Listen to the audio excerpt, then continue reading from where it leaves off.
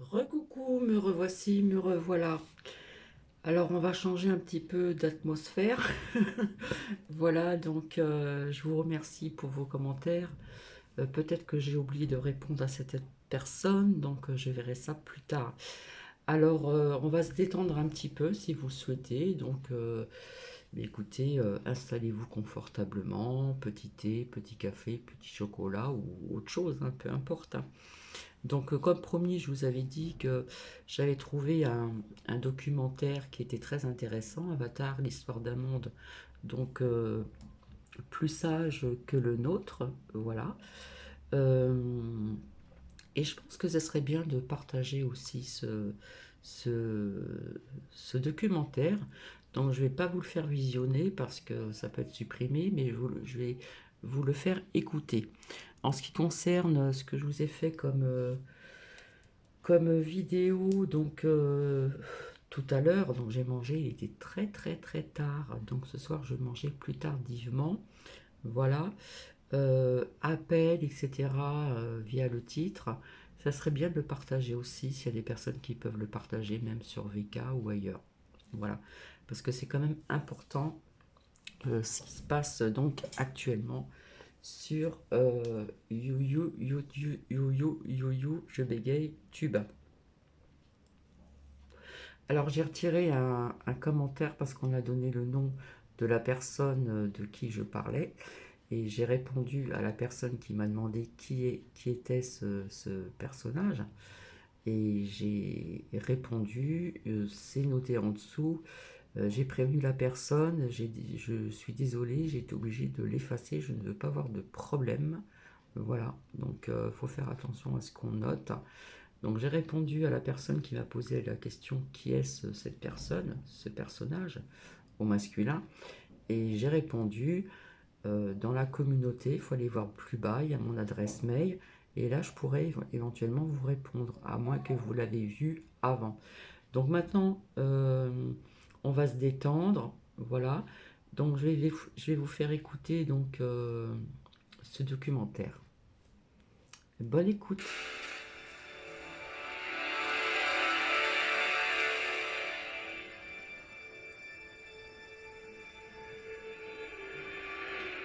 Le but du voyage, c'était Pandora. On en avait entendu parler quand on était petit, mais j'aurais jamais cru y aller un jour. Après le visionnage du premier film, de nombreux spectateurs avaient confié un certain désarroi. Depuis que j'ai vu Avatar, je suis déprimé. Admirer le monde merveilleux de Pandora et les Na'vi m'a donné envie de devenir l'un des leurs. Rien que de penser au film me fait pleurer. Notre monde me semble gris. Ma vie, tout ce que j'ai accompli, tout a perdu de son sens. Voilà qui est inquiétant quand on sait que le réalisateur prépare au moins 4 autres films. Et ce monde imaginaire qui nous touche autant, est-il si imaginaire que ça? Je veux dire, et si dans Avatar, tout était vrai? Bonne En question. décembre 2009 sort Avatar de James Cameron, film de science-fiction mettant en scène l'histoire de Jake, un ancien marine paraplégique envoyé en mission sur la planète Pandora pour intégrer un programme d'infiltration impliquant le transfert de son esprit dans celui d'un avatar. Un corps génétiquement modifié issu du croisement de l'ADN humain avec celui des Na'vi, l'espèce autochtone de Pandora. L'enjeu de sa mission est colossal. Il doit convaincre ce peuple indigène de quitter son habitat naturel pour permettre à une puissante multinationale militarisée d'extraire un minerai précieux et rare dont le gisement principal se trouve au cœur même de la cité. La mission se déroule à merveille jusqu'à ce que Jake réalise qu'il est plus attaché à l'existence Na'vi qu'à sa propre vie humaine. La force du film est de nous montrer ce qu'il ne nous dit pas, avec une qualité visuelle rarement effleurée auparavant. De cette manière, Avatar a plongé des milliers de spectateurs au cœur d'un nouveau monde. Une faune et une flore à la beauté resplendissante, et un territoire habité par un peuple dont la relation au vivant apparaît comme exemplaire et diamétralement opposée à la société consumériste qui définit encore notre humanité à ce jour. Le film commence avec la narration démoralisante d'un homme délaissé. On y voit Jake, le héros, peinant à avancer dans un environnement moderne, sans nature ni humanité, au milieu d'une foule de gens dont la plupart portent des masques. Un portrait bien terne de notre futur auquel il nous est aujourd'hui étrangement facile de nous identifier. Et c'est en regardant une nouvelle fois ce film, que beaucoup considèrent comme l'un des plus grands chefs-d'œuvre du cinéma, que je me suis demandé si Avatar n'était pas une fable intéressante pour illustrer un idéal de sagesse encore trop souvent oublié. Les crises sanitaires, économiques, sociales et fort bientôt écologiques auxquelles nous faisons face s'articulent avec le développement de technologies de plus en plus innovantes. Et les questions éthiques et morales concernant l'intelligence artificielle poussent même certaines personnalités à envisager d'augmenter l'intelligence humaine et à coloniser une autre planète. Une situation qui pousserait naturellement les esprits libres que nous sommes à fuir délibérément dans un monde de rêveries et de doux songes. Alors que diriez-vous d'un petit tour sur Pandora ?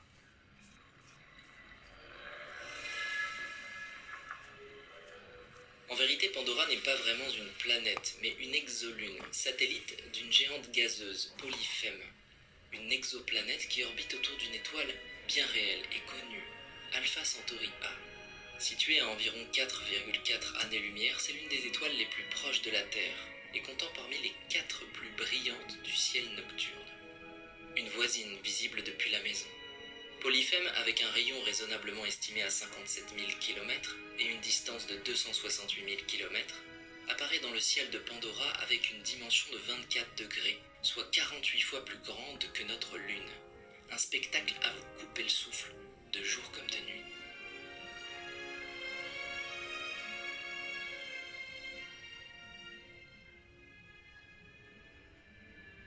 La biosphère de Pandora révèle autant de différences que de similitudes avec celle de la Terre.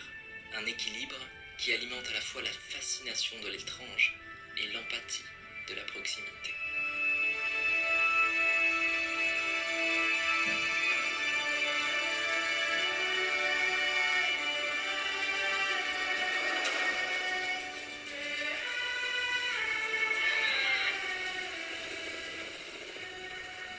Découvrir des créatures semblables aux lémuriens terrestres, les prolémuris. Inoffensifs et très agiles, ils sont capables d'effectuer des sauts de plus de 12 mètres d'un arbre à un autre. Des prédateurs, les Nanteng, aussi surnommés loups-vipères, des animaux dont la communication et l'organisation sociale évoquent celle des hyènes ou des licards. Dans les airs, il y a les irrésistibles ikranes, des êtres volants à l'allure surnaturelle. D'une envergure allant jusqu'à 15 mètres, ils animent le ciel, rappelant le règne d'une autre espèce légendaire, les dragons. Ou les ptérodactyles, si encore une fois on s'en réfère au réel. Ils dominent les airs, mais n'en sont pas les maîtres, car dans ce royaume bleu existe un empereur, la dernière ombre, Taureau. Véritable requin blanc du ciel dont il est le super prédateur, et l'animal le plus respecté de Pandora. Si bien que les Na'vi lui vouent un culte et vénèrent sa puissance. Et tout ceci sans parler des Pali, des hexapèdes, des martaureaux titanotaires,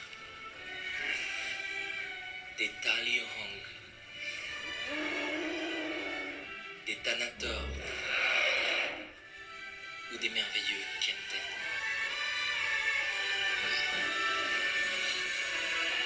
Le film introduit crescendo une biosphère resplendissante dont les montagnes volantes pourraient être la signature. Peu à peu, le spectateur découvre ce nouveau monde comme des explorateurs en quête d'inconnus. Et la réalisation technique du film fait briller un univers à l'esthétique singulière tout en réveillant notre âme d'enfant. Si une partie de la critique jugera qu'il n'est qu'une copie moderne de Pocahontas ou de Danse avec les loups au scénario prévisible et peu inspiré, personne ne dénigrera jamais ni sa qualité, ni sa richesse visuelle. Quoi qu'il en soit, il convient de rappeler que toute chose est inspirée par une autre, et qu'aucune idée n'a jamais d'ancêtre. Beaucoup de gens se sont émerveillés devant Pandora, au point d'en oublier les merveilles de notre propre existence. Mais qu'y a-t-il de réel dans tout ceci ? Je veux dire, même si au premier regard, on est tenté de se dire que Pandora est la terre promise dont nous rêvons tous, n'y a-t-il pas déjà dans nos vies de plus grandes merveilles encore ?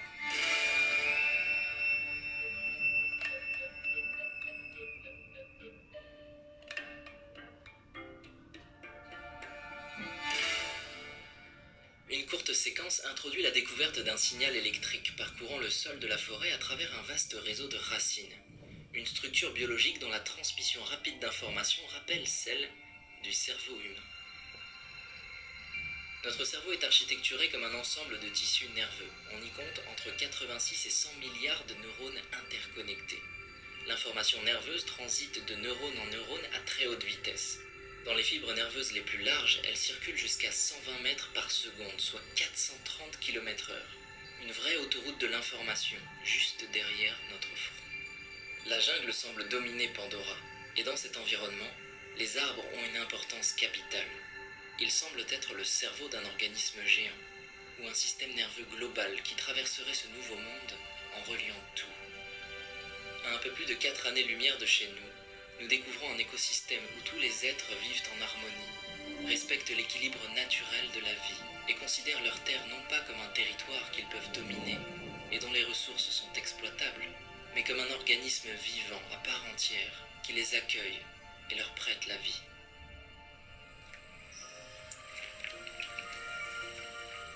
J'essaie de comprendre la relation profonde que ces gens ont avec la forêt. Neytiri parle d'un réseau d'énergie qui circule dans toutes les choses vivantes. Elle dit que toute cette énergie n'est que prêtée et qu'un jour, il faut la rendre. Et c'est ici que nous recevons l'essence du film, comme le nectar d'un fruit précieux. La vie nous est prêtée, et un jour, nous devrons la rendre. Des mots qui rendent grâce au vivant et célèbrent l'existence lorsqu'elle est vécue en pleine conscience et pour ce qu'elle est vraiment. Un message fort qui sonne comme inconfortable pour celles et ceux qui sont très attachés à leur identité personnelle. Mais on y reviendra. Maintenant parlons de Tsahelu. Tsahelu signifie lien en langue Na'vi. Grâce à la longue tresse qu'ils nomment Tsetse, les Na'vi peuvent se relier à certaines créatures, plantes, et même à Heiwa, l'esprit de Pandora, pour échanger des signaux énergétiques, cinétiques et émotionnels. Pour le dire plus simplement, leur esprit peut fusionner avec celui d'autres êtres. Ce lien leur permet de ressentir et d'échanger des informations en temps réel. Grâce à Tsahelu, les Na'vi ne font qu'un avec leur monture. Ils peuvent se connecter à l'esprit de la nature et y retrouver le savoir de leurs ancêtres, mais aussi s'unir dans un amour fidèle et éternel. La magie de ce simple geste supprime la séparation entre les choses vivantes et permet à l'individu de se diluer dans un champ bien plus vaste qui unit à la fois ses propres perceptions et celles d'une énergie plus grande. Une expérience physique et spirituelle quotidienne pour les Na'vi, dont ils tirent de précieux enseignements de fraternité, d'humilité et de sagesse. Mais aussi d'indescriptibles sensations. Nous les expliquer serait aussi frustrant que d'essayer de décrire le sens de la vue à une petite cellule humaine. Vivre sans Tsahelu est inconcevable pour les Na'vi. Et c'est là que le bas blesse pour nous, spectateurs humains, dont la séparation semble actée depuis ce coup de scalpel sur le cordon qui nous liait à notre mère. Une fois de plus, je vous invite à observer notre monde et à quitter un instant la poésie du film pour embrasser notre réalité de tous les jours avec un regard plus affûté. Écoutez bien ceci.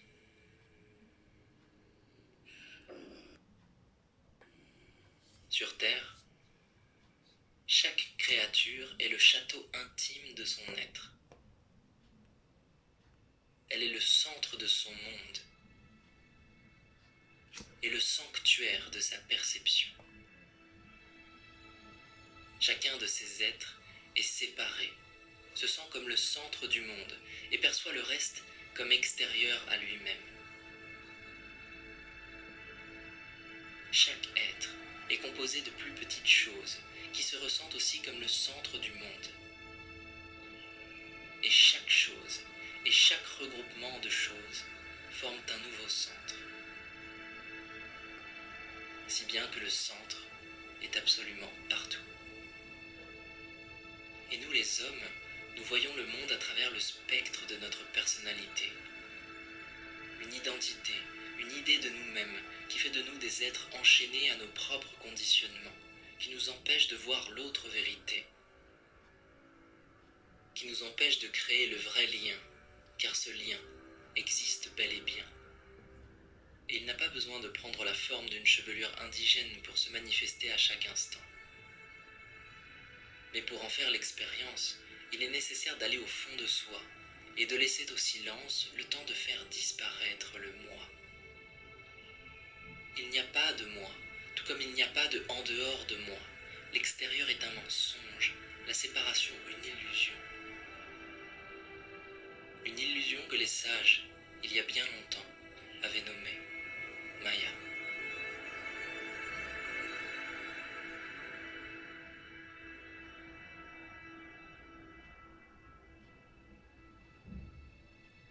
C'est une autre manière de dire que nous sommes tous un. Et peut-être est-il venu le temps de se réveiller, d'accepter l'autre vérité, celle qui dit que nous sommes tous liés. D'ailleurs, en parlant de réveil, la scène du réveil de Jake mérite largement notre attention. Dans cette scène, c'est la première fois que Jake intègre son avatar.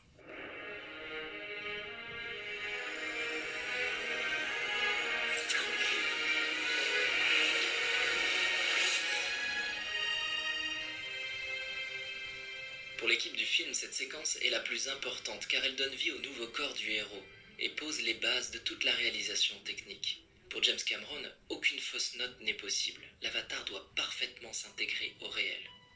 Mais ce passage raconte bien autre chose. Il révoque la pensée qui domine la science moderne d'aujourd'hui, à savoir que l'esprit conscient est un produit du cerveau, pour mettre en avant une autre idée, celle que le cerveau serait davantage une sorte de récepteur, offrant à l'esprit la possibilité d'expérimenter une vie matérielle. Ce positionnement donne au film une dimension profonde, rendant absurde l'idée que la matière soit à l'origine de l'esprit, et faisant de la possibilité du transfert de l'esprit humain d'un corps à un autre une réalité incontestable aux yeux du spectateur.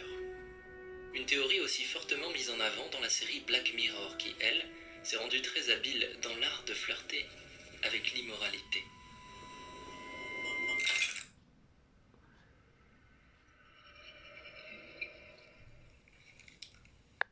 Maintenant, il est temps pour Jake de rejoindre le terrain, mais ça va pas tout à fait se passer comme prévu.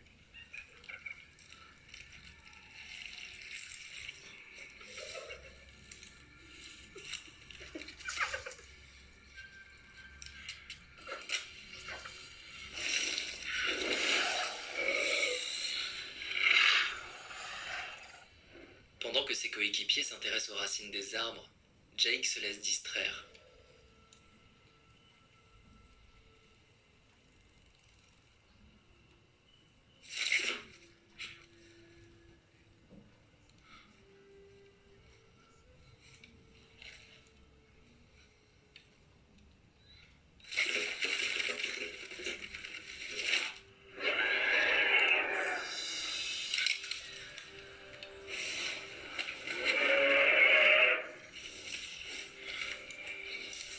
Ne tirez pas. Surtout, ne tirez pas.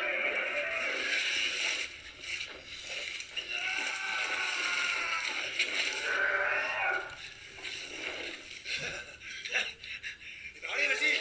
Qu'est-ce que t'attends? Tu fais moi le malin, là, hein? Ah, t'as vu ça? Tu m'as compris, salopard. Voilà, c'est ça. Retourne chez ta mère.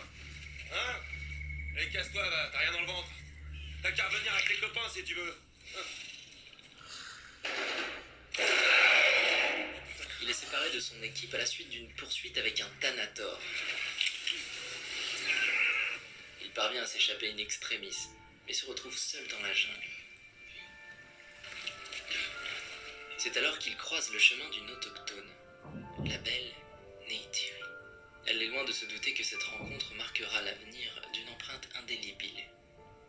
D'ailleurs, pour commencer, elle a l'intention de le tuer. La seule chose qui l'en empêche est une manifestation mystérieuse de l'un des esprits les plus purs de la forêt. Une graine de l'arbre sacré se pose sur la pointe de sa flèche.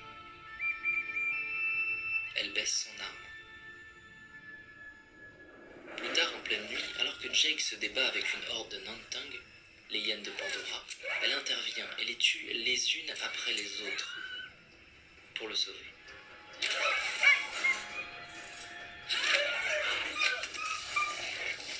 Bref, il s'en sort. Et a priori, nous devrions être satisfaits par ce dénouement, mais dans le film, chaque scène a plusieurs niveaux de lecture. Et Neytiri adopte, elle, un comportement tout autre. Juste à la fin de la scène, elle ignore Jake et s'agenouille devant la dépouille d'un prédateur toujours en vie pour réciter une courte prière avant de l'achever. Manifestement, elle est émue.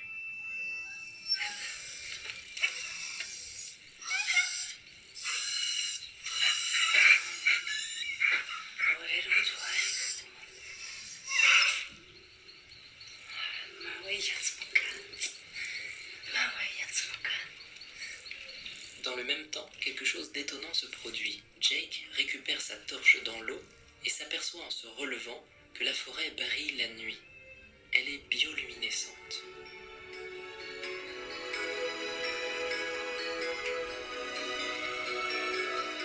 Cet élément de l'histoire est magistral, parce qu'au début de la scène, la torche de Jake l'empêche de voir la lumière naturelle produite par la forêt, ce qui le confronte au danger de l'obscurité et fait de lui une proie. À l'image de la pollution lumineuse de nos villes qui nous empêche de voir les milliers d'étoiles qui ornent le ciel et nous prive du fabuleux spectacle naturel que la nuit a proposé aux hommes depuis des siècles. La torche évoque notre dépendance à la société moderne et notre difficulté à voir ce qui est juste sous nos yeux. Et la partie de nous, spectateurs, qui se réjouit du sauvetage de Jake, pourrait représenter notre ignorance des forces du vivant et de l'équilibre naturel des choses. Comme Jake, notre satisfaction enfantine à vouloir voir les méchants prédateurs tués fait de nous des aveugles. La plupart d'entre nous seraient incapables de se débrouiller seuls dans la nature, et notre dépendance à la chaîne de production industrielle nous déconnecte des maillons du vivant et de la réalité de la Terre. Ainsi, nous sommes tentés de nous réjouir de la mort d'animaux sensibles, parce que notre idée de la morale a choisi de les désigner comme des ennemis, alors qu'il aurait été plus juste de simplement ne pas se mettre en danger, et certainement plus sage de ne pas allumer de torche. Dans cette scène, Neytiri incarne la sagesse consciente des anciens, et Jake, l'ignorance suffisante d'une personne qui croit déjà tout connaître, d'un ex-militaire bien trop sûr de ce qu'il croit déjà savoir de la survie. Neytiri voit et connaît. Jake croit savoir, mais ignore tout et ne voit rien. Il faut que ces gens-là comprennent que nous ne reculons pas. Allez, allez, allez.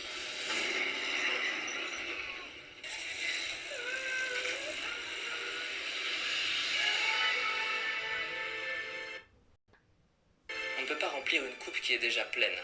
Pour apprendre, il faut accepter de poser notre bagage de croyances et de conditionnement. Regardez cet extrait. Ces arbres sont sacrés pour les Obatikaya, pour des raisons que vous pouvez même pas Vous savez imaginer. quoi? De toute façon, ici, si vous lancez un bâton en l'air ou quoi que ce soit, vous êtes sûr et certain qu'il va atterrir sur un buisson sacré. Non, je ne suis pas en train de vous parler de simples pratiques vaudou. Je suis en train de vous parler d'un phénomène visible et mesurable qui est lié à la biologie de cette forêt. Expliquez-moi ça.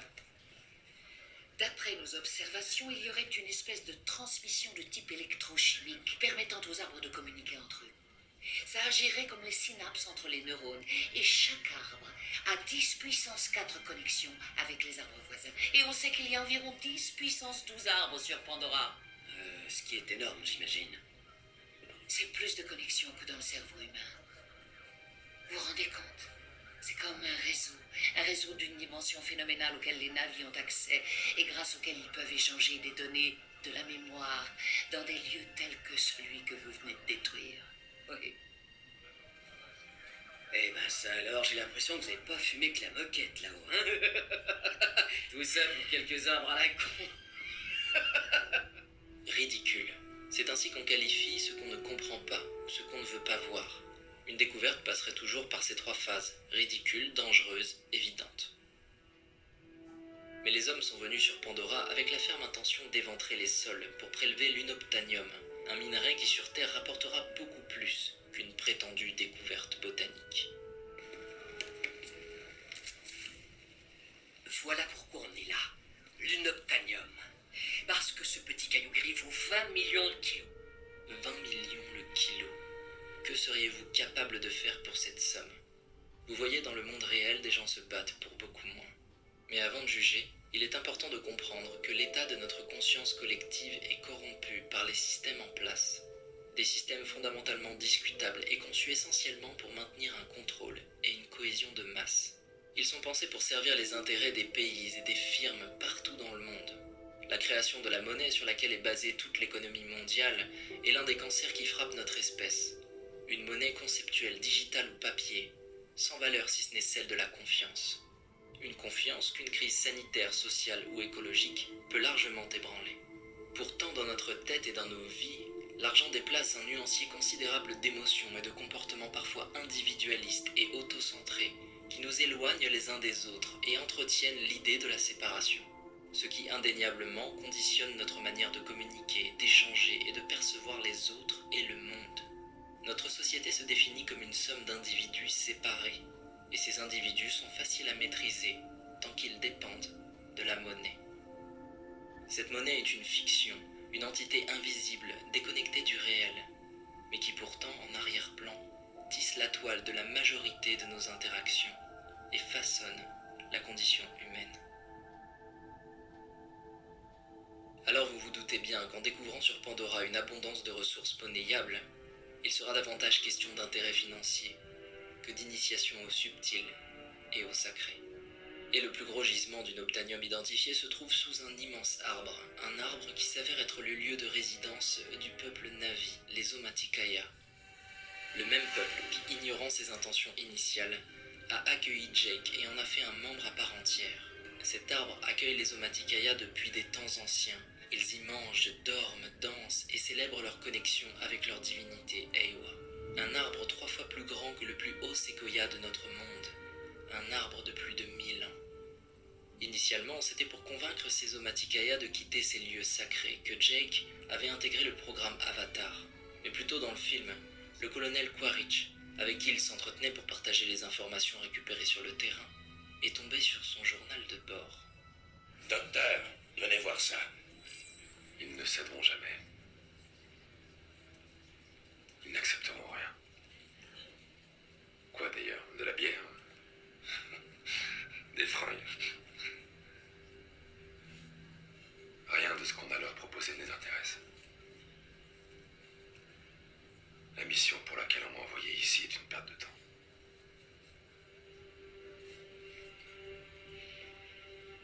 Ils ne quitteront jamais l'arbre maison. Donc, puisqu'il est impossible d'arriver au moindre accord, les choses sont extrêmement simples. Jake, merci. J'ai découvert ça avec beaucoup d'émotion. Je me retiens pour pas vous embrasser. Il ne faudra que quelques heures pour qu'une formation aérienne s'aligne en face de l'arbre sacré, et quelques minutes pour qu'un malheur arrive. La chute de l'arbre emporte la vie que cet écosystème a mis tant de temps à bâtir.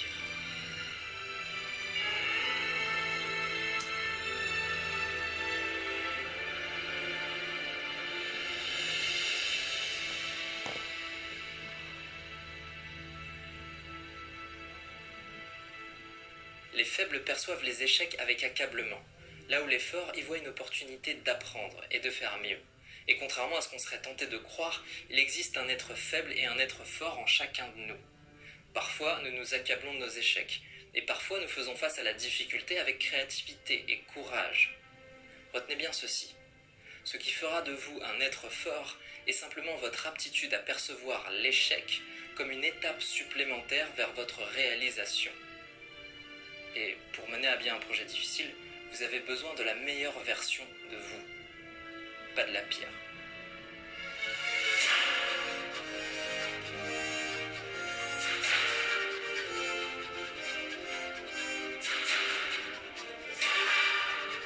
C'est ainsi au milieu des cendres, alors que l'ombre règne, que Jake va faire le choix d'incarner la lumière. Souvenez-vous, le royaume bleu a un empereur, et il est temps de le joindre à la révolte.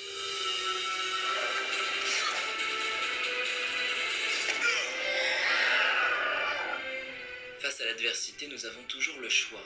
Il y a toujours au fond de nous un espoir, une force qui dépasse celle du corps et du mental. Une énergie qui ne prend pas racine dans la matière, mais dans l'âme. Toruk est un symbole. Il est la clé autant qu'il est le chemin, la force autant qu'il est le guide. Il incarne la dernière ressource. Il est la liberté, la justice et la fraternité, celui qui en nous activera les plus grandes volontés. À ce moment-là, le lien n'a jamais été aussi fort. Le cavalier et sa monture de feu parcourt le ciel pour rassembler tous les peuples Na'vi du Nouveau Monde et faire face à l'avidité et à la convoitise. C'est un nuage de guerriers qui charge l'adversaire avec la ferme intention de reprendre en main sa propre liberté. S'ensuit une bataille épique au sol comme dans le ciel. Mais l'adversaire est redoutable. Peu à peu, les Na'vi prennent conscience que leur bonne volonté ne suffira pas. Et alors que l'issue semblait sombre, Eywa, l'esprit de la nature, se joint à la quête. En un instant, toutes les créatures vivantes de Pandora s'unissent contre l'ennemi. Des hordes d'Ikran dans le ciel, des meutes de Namtang. Et comme un symbole, le Thanator, à l'origine de la rencontre entre Neytiri et Jake, un terrible prédateur au sol, offre son dos. Et c'est dans une union inespérée que le peuple de Pandora terrassera un adversaire vorace et ô combien résistant. L'ennemi sera finalement contraint de quitter cette terre qui ne les veut plus.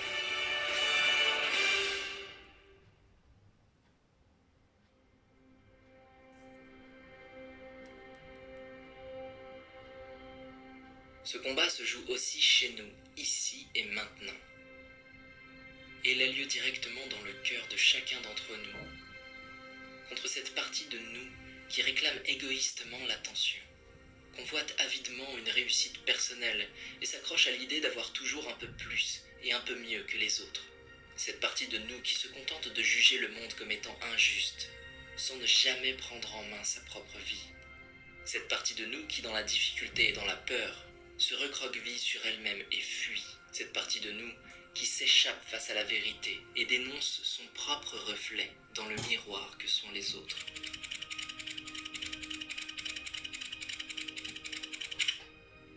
Aujourd'hui, beaucoup militent pour la création d'un système plus équitable et pour un retour évident à la Terre, pour une réaction de nos institutions face à l'urgence de s'intégrer autrement à un environnement qui change, pour sensibiliser le plus grand nombre à l'importance d'entretenir les sols et de vivre en accord avec cet immense organisme vivant qu'est notre planète. Mais trop souvent encore, nous oublions que ce combat a lieu en nous-mêmes et que le changement doit s'initier en chacun. C'est une véritable inversion des pôles de l'esprit que de cesser de voir le monde comme un ensemble de ressources produisant des intérêts et du profit, pour préférer y voir de la liberté et de la vie. Il est impossible de bâtir un nouveau monde sans que sa création commence dans nos esprits. Impossible de dessiner les contours d'une civilisation plus sage sans qu'il n'y ait d'initiation à la sagesse. Inaccessible d'envisager la cohésion et l'harmonie sans qu'il n'y ait d'écoute sincère ni de bienveillance. Trop souvent, nous nous trompons de combat et choisissons les mauvaises armes. Nous utilisons encore trop souvent les leviers de la punition, de la privation et de l'interdiction pour ériger nos nouvelles règles au statut de valeur. Et les leviers de la récompense pour valider, estimer et stimuler les bons suiveurs. Nous perpétuons un langage violent et condamnons les écarts de conduite, alors que c'est la bienveillance et la bonne volonté qui de l'action sont les plus grands moteurs. Vous ne pourrez jamais fédérer un collectif puissant sans faire de l'entraide, de la collaboration passionnée et de l'esprit de fraternité des valeurs inébranlables.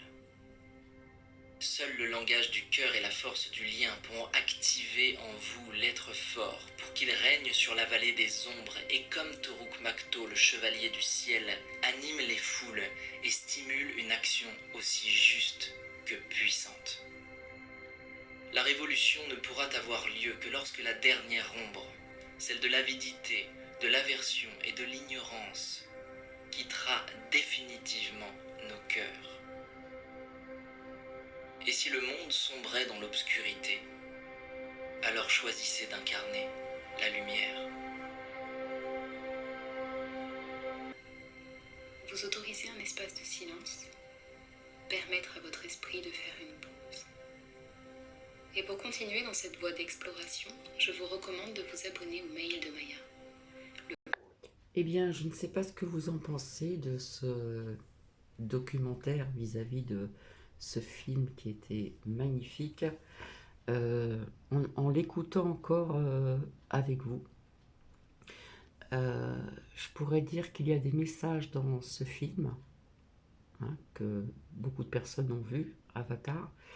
Il y a des messages et il y a des paroles à comprendre, etc., etc. J'ai trouvé cela très intéressant, c'est pour ça que j'ai voulu vous le partager.